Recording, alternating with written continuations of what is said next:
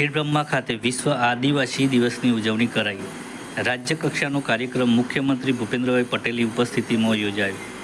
મુખ્યમંત્રીએ આદિવાસી વિસ્તારમાં થયેલ વિવિધ વિકાસ કાર્યોનું લોકાર્પણ કરવામાં આવ્યું હતું.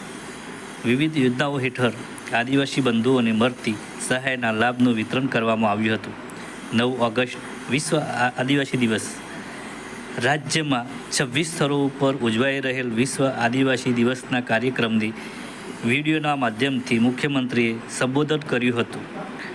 Yashrajsinh Rathod, MTV news, Sabarkantha.